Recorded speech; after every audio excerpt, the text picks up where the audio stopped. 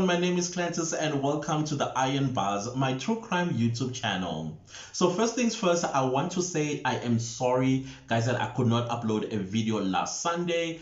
Work had me pinned down the entire week. Every time I tried to edit the video that I was supposed to have uploaded, I would get caught up with work. So I thought I was going to be able to upload either on Tuesday or Wednesday. Unfortunately, an impromptu trip to KwaZulu-Natal crept up, and as a result, I could not upload as I had promised you, and I sincerely apologize for that. So without further ado, let's get into today's case, and it is the case of Elifasi Msomi, also known as the Tokoloshe Serial Killer. So now, if you don't know what a Tokoloshe is, please check out this video because I do explain what a Tokoloshe is, what a Sangoma is, also what is Muti. I did also correct the pronunciation is Tokoloshe, not Tokoloshi or Tikoloshi. It's Tokoloshe. That's how you pronounce it. So just to give you a brief recap, basically a Tokoloshe is a creature that looks half human and half animal. Basically, it's an elf-like creature that is evil. It's what Christians would describe as a demon. Now, the sole purpose of a Tokoloshe is to possess people to do something for it. Usually, the act that you would ask of you when it possesses you is to do evil, either to kill somebody or to cast a spell on somebody or to basically destroy their lives, businesses, bring upon calamity in a family, and basically to terrorize communities. Usually that spirit would be sent by somebody who does not like you, or maybe jealous of you, or maybe wants something that you have that they don't have, and as a result of that they go to a very evil Sangoma who will concoct some kind of muti and create this evil creature called Tokoloshe. Now, I'm Zulu, and most of Zulus do believe that there is such a creature called Tokoloshe. If you go to many Zulu households, even to this very day, you go into the bedrooms, you will see some beds basically lifted off the ground. Some beds will be mounted on bricks, some on empty paint bottles or tins. Basically, this is to elevate the bed off the ground so that people in the household can see what's under the bed, because that is where this Tokoloshe usually stays. Some would elevate their beds because they don't want the Tokoloshe basically to reach them while they are asleep at night and possess them. So a second thing that I want to give you a short briefing on is a Sangoma. Basically, a Sangoma is a traditional healer. The Western culture, they will call it a shaman or something along those lines.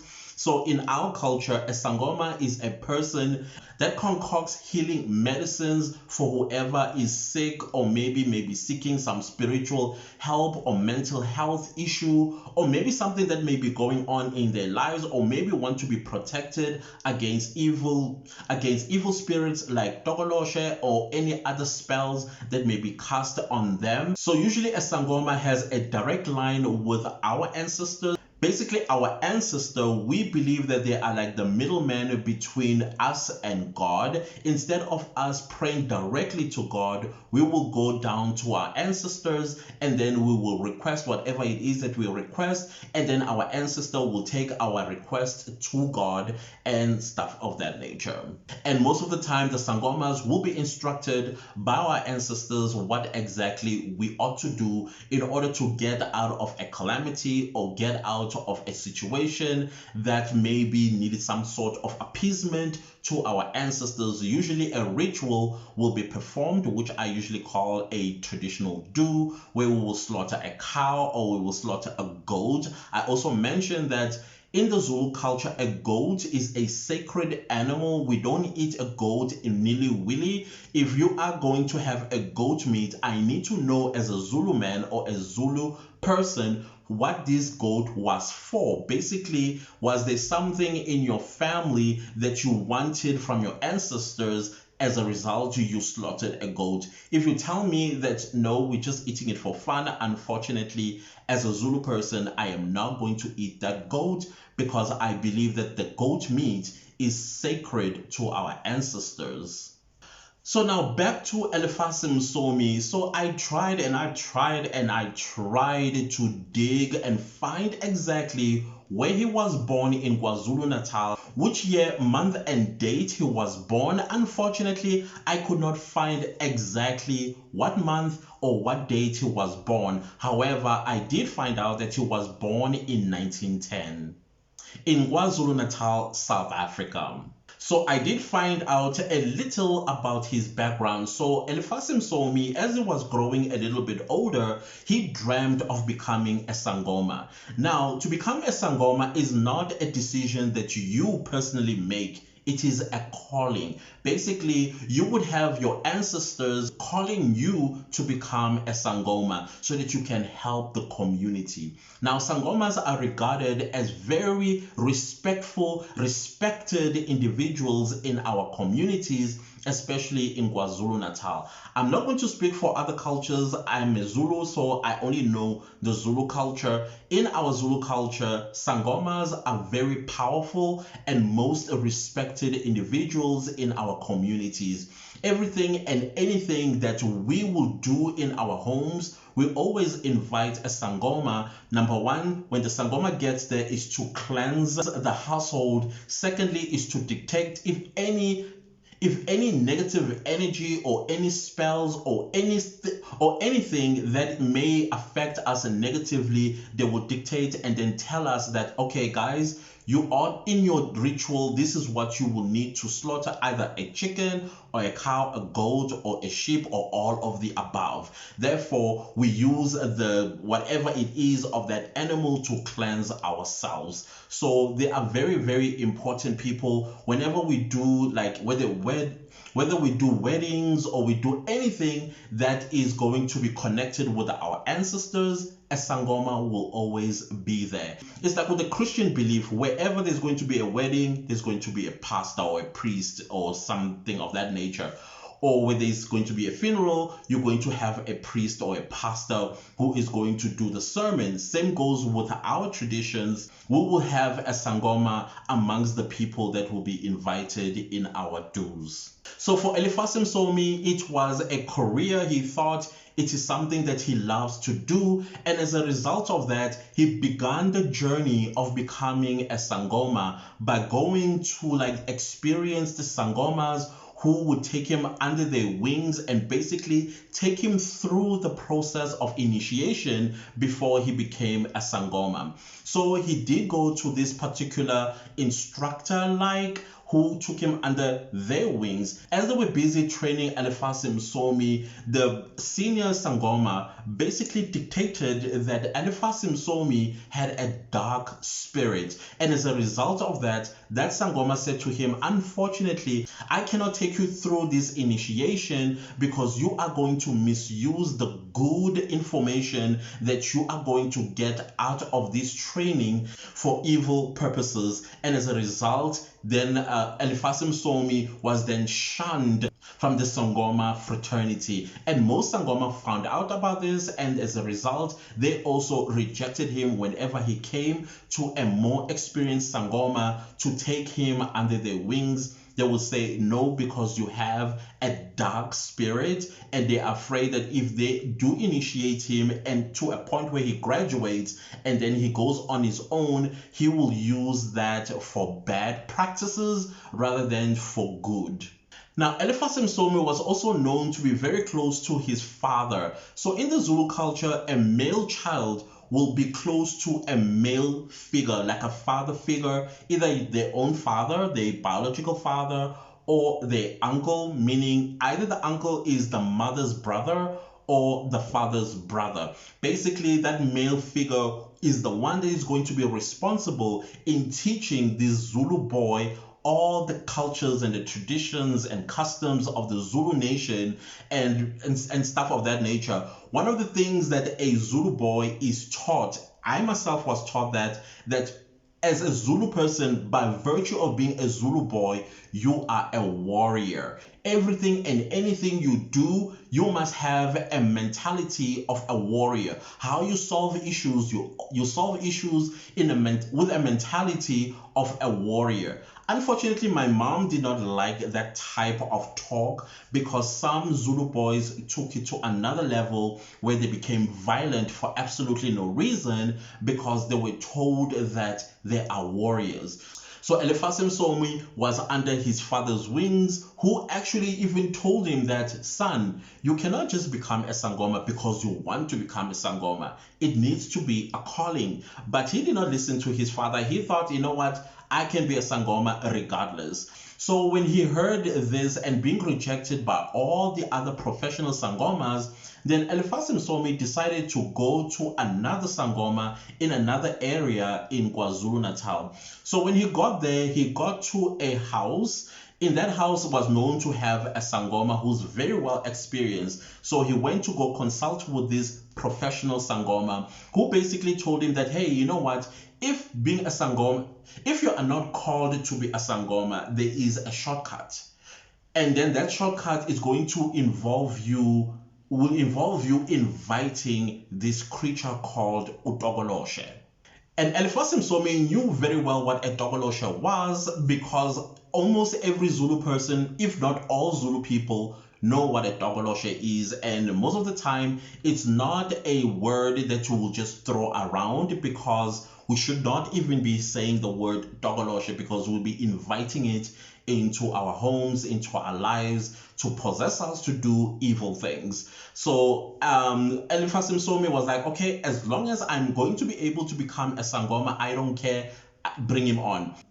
So indeed, a Tokoloshe did appear to Elifasi Msomi, and the Tokoloshe instructed Elifasi to give him 15 vials or 15 bottles of human blood, meaning he needs to kill 15 people in order to collect 15 vials or bottles of their blood and then hand them over to the Tokoloshe. Then the Tokoloshe said to him, I am going to accompany you and show you who I want you to kill in order for you to draw their blood for me. So the Tokoloshe hopped on Elifasi Msomi's shoulder and off they went. So on the streets, Elifasi Msomi and his Tokoloshe on his shoulder, they would walk the streets of Umkomazi. If it's not Umkomazi, this is an area in KwaZulu-Natal, they will go to Umzimkhulu, which is another area which is in the south of KwaZulu-Natal, where they basically stopped and murdered people and murdered these 15 people. So Elifasi Msomi's first victim was a teenage girl because the Tokoloshe had told him, that is the first victim I want you to go and take for me. So Elifasi Msomi kidnapped this young lady. The first thing that he did to her was to rape her. After raping her, he murdered her and then he drew her blood and put it in a bottle. But when he was doing this, he did this in the presence of his girlfriend, who was petrified when she witnessed her boyfriend kidnapping and murdering this little girl and drawing her blood. Then Elifasi Msomi turned to his girlfriend and said, I had to do it because the Tokoloshe, I'm showing the Tokoloshe my loyalties because I want to become a Sangoma. The girlfriend was like, okay, and slowly backed up. And the moment she and Elifasi parted ways, she ran straight to the police, where she reported the murder of this 15-year-old girl. The police went and did a manhunt and found Elifasi Msomi and arrested him. Elifasi Msomi, for some reason, while he was in jail, he managed to escape and he ran like a cheetah from the prison cell. The moment Elifasi Msomi escaped from prison, he murdered 5 more children. So now Elifasi Msomi used 3 different weapons. It was either a butcher knife, or it was a weapon, basically a deadly weapon, either a hard stick, or he would basically hack them with an axe. Not long after Elifasi Msomi murdered these 5 kids, he was then arrested yet again. So not long after he was arrested, that is when Elifasi Msomi made another escape. Once again, attributing or crediting his escape to the Tokoloshe. The second time around, Elifasi Msomi said the prison doors and prison gates were simply opening up for him, and he just waltzed out without running this time. Now, this piqued the interest of the media, and the media was very interested about this man who escaped prison twice, and he attributed his escape to his Tokoloshe, a friend, an invisible friend that was sitting on his shoulders, because the Tokoloshe did promise him that if ever he gets caught by the police, he would make sure that he escaped. So about a month after Elifasi Msomi escaped from prison, he managed to kill 9 more people. Now, when Elifasi Msomi was arrested, he was not arrested because of the 9 people and the 5 children and the first girl that he had murdered. He was arrested for petty theft. Basically, he was caught stealing. And the police at the time when they made the arrest, they did not connect Elifasi Msomi with the 15 murders that he had already committed upon the time when they arrested him. However, when the police went to his home to do some investigations, basically to find more stolen goods in his household, that is when they came across bottles of blood in his house. And that is when they were like, hang on a minute, but aren't these like human blood? And that is when Elifasi Msomi, when he was questioned by the police, he admitted to everything. He said, yes, I have a friend, a Tokoloshe, who has possessed me and told me or instructed me to give him 15 bottles of human blood from 15 different people. And those bottles that you are seeing there are the people that I've murdered. Now, the police were quite shocked. They were like, what? And Elifasi Msomi even volunteered to the police and said, I can take you to their bodies. And that's exactly what Elifasi Msomi did. He took the police where he buried the bodies of these 15 people. And he even went and relocated a skull that one of the bodies did not have. He pointed the police where the skull was. The police were like, what? So Elifasi Msomi was then taken back to prison. But this time around, when he went back to prison, and because of his history of escaping, the prison did not want to take any chances. They basically stationed 2 policemen by his cell to ensure that he did not escape. Now, Elifasi Msomi, while he was being guarded by these police guards, when he was making his bed in his cell, he would leave like a space or a room. And so one of the police guys were like, hey, why are you keeping a space open on your bed? He said the space is for his friend, meaning the Tokoloshe. So basically when he goes to bed, the Tokoloshe hops onto the bed alongside him, and basically they will sleep. The police were like, okay. And so that's how Elifasi Msomi would like sleep on his bed, but there will be a space reserved for his friend. So this was when Elifasi Msomi was waiting for trial. So eventually in 1955, Elifasi Msomi was then taken to trial. In court, Elifasi Msomi did not take any responsibility for the murder of these 15 people. He said, listen guys, I am possessed by a Tokoloshe who instructs me to kill these 15 people. Elifasi Msomi basically said he had like diminished responsibility, and as a result, he pled not guilty. So in court, 2 psychologists took the stand and said there is no way Elifasi Msomi is possessed by any demon or any Tokoloshe or anything around that nature. This man, he had higher than above average intelligence, and therefore there is no way that he is possessed by a Tokoloshe. He's just trying to use the Tokoloshe as his scapegoat. The second thing that the 2 psychologists agreed on was the fact that Elifasi Msomi was a rapist, and a rapist who is possessed by a Tokoloshe that asks for vials of blood, they did not instruct him to rape.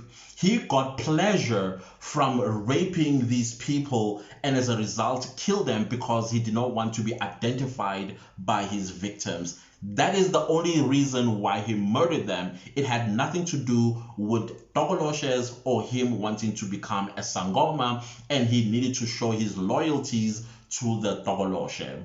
So the court was persuaded enough by the two psychologists and basically found Elifasi Msomi guilty for the murder of 15 people, and he was sentenced to death. So on the 10th of February 1956, Elifasi Msomi was executed by hanging at the Pretoria Central Prison. Interestingly, on the day of his execution, the court had permitted 9 Zulu chiefs as well as some Sangomas to come and witness the execution of Elifasi Msomi. The reason why the court had permitted the 9 chiefs and some Sangomas to come and witness this execution was because the communities in KwaZulu-Natal believe that if Elifasi Msomi was indeed possessed by a Tokoloshe, why should they believe that the Tokoloshe will not come and rescue him from the gallows? So when Elifasi Msomi was successfully executed, the chiefs as well as some Sangomas were satisfied with the fact that he did die from the execution. However, one of the chiefs warned that if the Tokoloshe did not rescue Elifasi Msomi, it's possible that Elifasi Msomi would return as a Tokoloshe himself. So from what I know or what I've read thus far, he never returned as a Tokoloshe. And that brings me to the end of this case of Elifasi Msomi, also known as the Tokoloshe Serial Killer. I would highly appreciate it if you gave this video a like. If you are not subscribed to my channel, consider subscribing because I drop every single Sunday true crime videos. Make sure to click the bell notification so that you get notified every time I upload a new true crime video. I will highly appreciate it if you left me a comment down below and tell me what you thought of this case. And I will also highly appreciate it if you share this video far and wide. Thank you so much for watching, and I will see you next time with a new true crime video. Goodbye.